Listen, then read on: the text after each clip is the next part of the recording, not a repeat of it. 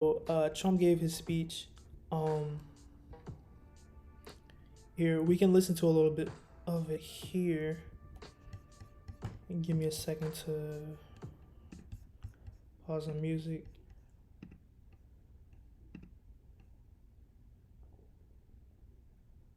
For the 4 million students whose homes Oh my God, it's an ad. Internet Essentials program, that connection means 4 million. I'm so sorry. I don't control the ads. Opportunities to learn to code. 4 million reasons. It's Fox News. Blame them.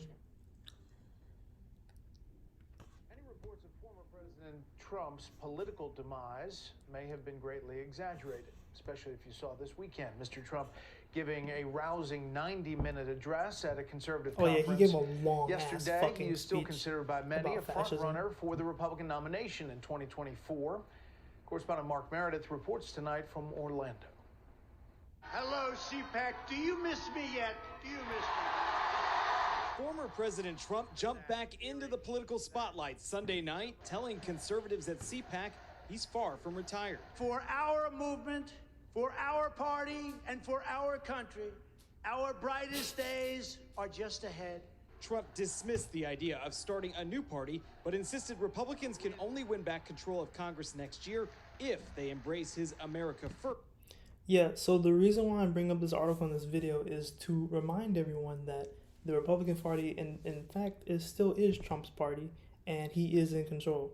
If you maybe have heard the news, maybe you have some notification going off on your phone, Trump is campaigning against, I believe, he's a governor or a senator in Alaska. Alaska doesn't really matter, but he's kind of just like, stroking his ego, showing like, hey, I can get the Republican Party to vote you out, because I don't think he supported Trump during stuff. But this is kind of reminding you guys that he's still in control of his party, and even if he doesn't run again for president in 2024, I'm afraid he'll get DeSantis, who is also a proto-fascist, basically to run his place, and he'll campaign and support him and get Trumpians to agenda. We will take back get him the in. House. We will win the Senate, and then a Republican president will make a triumphant return to the White House. And I wonder who that will be. In his speech, Trump repeatedly questioned the legitimacy of the 2020 election, while also slamming Republicans by name who voted to impeach him following the Capitol Hill riots. The Democrats don't have grandstanders like Mitt Romney, Little Ben Sass. But he saved his sharpest criticism for his successor, President Biden. Joe Biden has triggered a massive flood of illegal immigration into our country, the likes of which we have never seen before. Millions of American children are having their futures destroyed by Joe Biden's anti-science school closures. While the CPAC crowd appeared thrilled. His anti-science school closures? I mean, he literally had to keep school closed because you didn't do anything about the pandemic, brother. Like, what are you talking about? And he's talking about he's releasing, like, immigrants and shit. Like, I mean, they are humans, right? He's literally not trying to cage them. So, this is why I'm saying, like, this is, like, it's a little like fascist convention. It's not, like, humongous. But, you know, it's a little like fascist, kind of like flexing event. Speech. People love Donald Trump. Donald Trump loves America, and he needs to run again. Other Republicans warned keeping Trump front and center could doom the party's future. CPAC is not the entirety of the Republican Party. If we idolize one person, we will lose. And that's kind of clear from the last election. Former UN Ambassador Nikki Haley, a potential 2024 candidate, praised Trump's speech and tweeted, quote, "The liberal media wants a GOP civil war. Not gonna happen." CPAC attendees were polled on who they'd like to see as the Republican nominee in 2024. President Trump came in first place in the survey. In second, Florida Governor Ron DeSantis, who generated a lot of buzz over the weekend as a potential candidate down the road. Brett? Mark Meredith in Orlando. Mark, thanks. Yeah, so if none of you know who Ron DeSantis is, this is his face. He is the current governor of Florida, and yeah, he loves Donald Trump. He's a fascist. Obviously, he's the reason why Florida was so bad with COVID and stuff. But if you're unaware, there was a video on Twitter where a epidemiologist had released information about the true COVID numbers of Florida, because he had been the governor, and his administration had been giving out false numbers that were lower than what they actually were.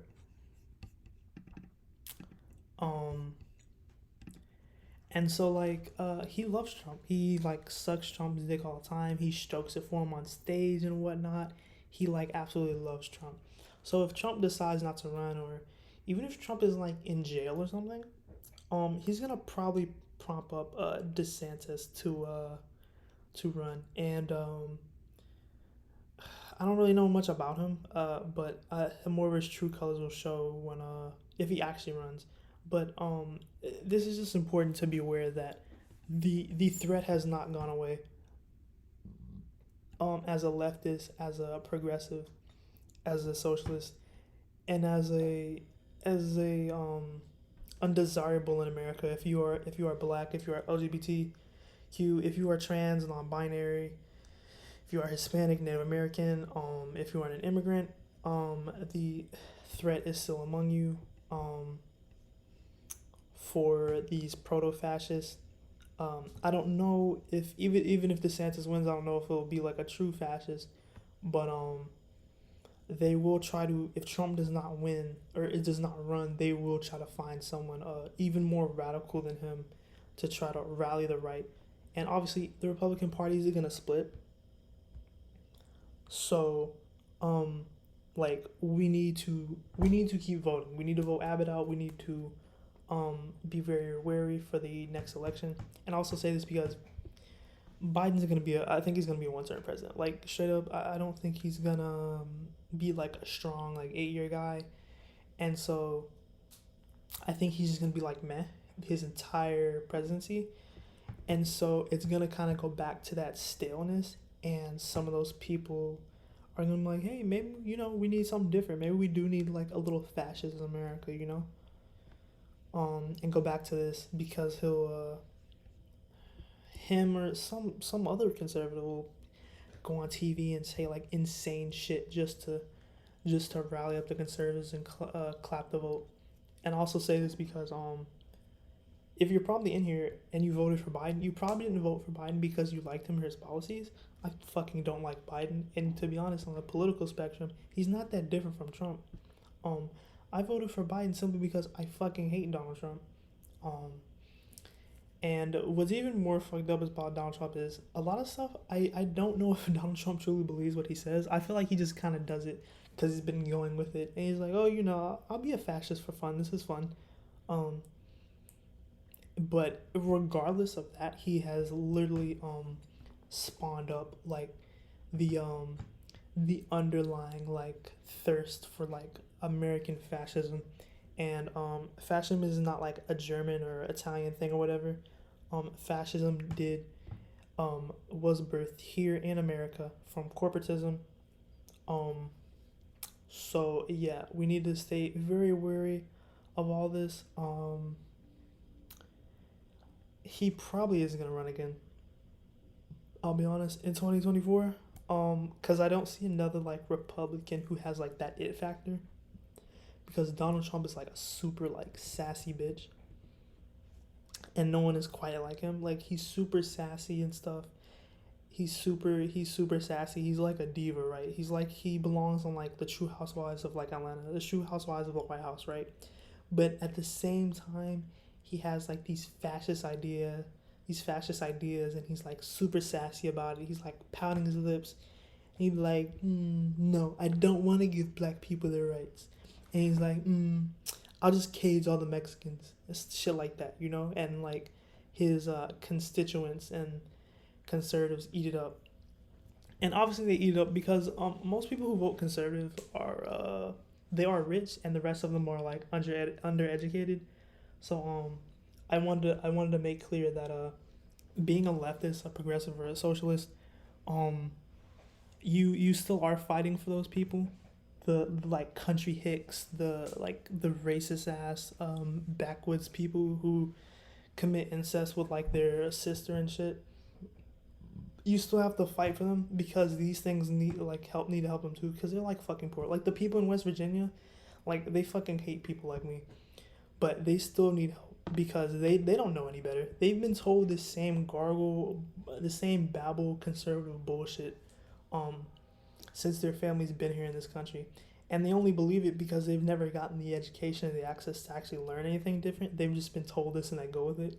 And that's a powerful thing with conservatives and Republicans. Like, all the time, they'll lie. They'll twist anything, like we saw at Greg Abbey yesterday.